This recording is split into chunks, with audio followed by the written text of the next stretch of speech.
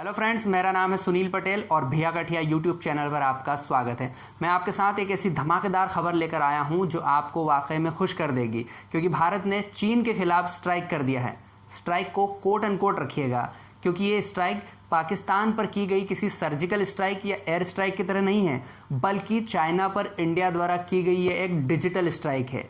एक बार और हमारे देश के प्रधानमंत्री नरेंद्र मोदी ने रात को एक फैसला लिया है। इससे पहले वो नोटबंदी का फैसला हो, चाहे देश में लॉकडाउन यानी देशबंदी का फैसला हो, वो ऐसा कर चुके हैं। और इस बार सोमवार रात को उन्होंने एक ऐसा ही फैसला लिया है जिसके तहत भारत ने 59 चीनी ऐप, जो मोबाइल ऐप है, उन पर बैन लगा दिया है। जी हाँ, ये एक बड़ा फैसला है जो भारत की सरकार ने चीन के साथ हो रहे सीमा विवाद के बाद लिया है।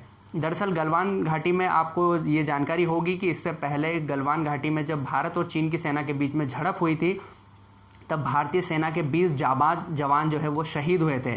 हालांकि हमारी सेना ने भी चीनियों को मुंहतोड़ जवाब दिया था और उनके भी करीब 40 जवान और जो अधिकारी है वो वहां पर मारे गए थे। लेकिन अब भारत की सरकार जो है उसने एक बड़ा फैसला लेते हुए चाइनीज़ एप्लीकेशंस जो है, मोबाइल एप्लीकेशंस जो इंडिया में बहुत हद तक तेज़ी से प्रचार प्रसार कर रही थी, जो काम कर रही थी, उनको बैन करके चाइना को एक आर्थिक झटका दिया है। और ये बताता है कि भारत की मोदी सरकार इस बार चीन से किसी भी तरह के दबाव में आने वाली नहीं है। ये 1962 वाला भारत नहीं है। इस बार चीन को अगर जवाब मिलेगा तो वो तगड़ा जवाब मिलेगा। और अभी तो फिलहाल ये एक तो झांकी है कि एप्लीकेशन हमने बंद कर दी, लेकिन हो सकता है कि आने वाले दिनों में मोदी सरकार चीन को कोई और मुंहतोड़ जवाब दे दे। हालांकि अब हम आते हैं एप्लीकेशंस पर कि कौन कौन सी एप्लीकेशंस जो हैं वो इंडियन गवर्नमेंट ने बंद की है। तो भारत सरकार ने सोमवार रात को एक नोटिफिकेशन जारी किया जिसमें 59 चाइनीज़ एप्लीकेशंस के नाम है, जिसमें टिकटॉक, जो भारत में बहुत ही हद तक लोकप्रिय है, इसके फिलहाल इंडिया में 10 करोड़ से भी ज़्यादा एक्टिव यूज़र्स है और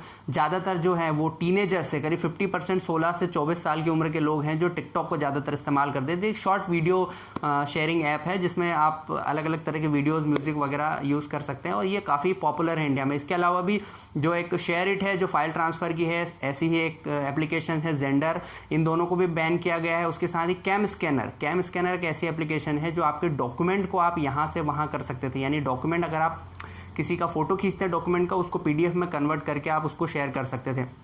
ये कैम स्कैनर काफ़ी इस्तेमाल होता था। इसको लेकर भी भारत सरकार ने फैसला लिया है कि उसको बैन किया गया। इसके अलावा भी कई वीडियो मैसेजिंग ऐप है, चाहे उनमें लाइकी है, हेलो है, बिगो है और वीवा वीडियो है और वीमेट है, वीचैट है। ऐसी कई एप्लीकेशन है, ऐसी कुल 59 एप्लीकेशंस है जिनको इंडियन गवर्नमेंट ने बैन कर दिया है। हालांकि टिकटॉक पर इससे पहले पिछले साल भी इंडिया में बैन लगा था, लेकिन इस बार जो है भारत सरकार ने एक तगड़ा बैन लगा दिया। यानी कि हो सकता है कि अब टिकटॉक की वापसी भारत में ना हो। तो जो टिकटॉक यूज़र्स हैं, जो टिकटॉकर्स हैं, उनको लेकर एक ये थोड़ा सा मायूसी कह सकते हैं उनके दिमाग में आ सकती है। लेकिन अगर आप भारत के साथ खड़े हैं, आप अपने मुल्क के साथ खड़े हैं, अपने जाबाज जवानों के साथ खड़े हैं, तो आपको इस फैसले का समर्थन करना चाहिए और आपको इन एप्लीकेशंस को पहले से ही अपने मोबाइल से अनइंस्टॉल कर देना चाहिए। फिलहाल अभी तक सरकार ने ये नहीं बताया है कि जो लोग ऑलरेडी जिनके मोबाइल में ये एप्लीकेशन इंस्टॉल है उनका क्या होगा, उनको क्या मैन्युअली अनइंस्टॉल करना होगा या आने वाले समय में वो एप्लीकेशन अपने आप बंद हो जाएगी या गवर्नमेंट कुछ ऐसा कोई प्लान लेकर आएगी। लेकिन ये है कि अभी एंड्रॉयड और प्ले स्टोर और एक iOS जो प्लेटफॉर्म है, यहाँ से आप नई तरीके से इन एप्लीकेशंस को शायद इंस्टॉल नहीं कर पाएंगे।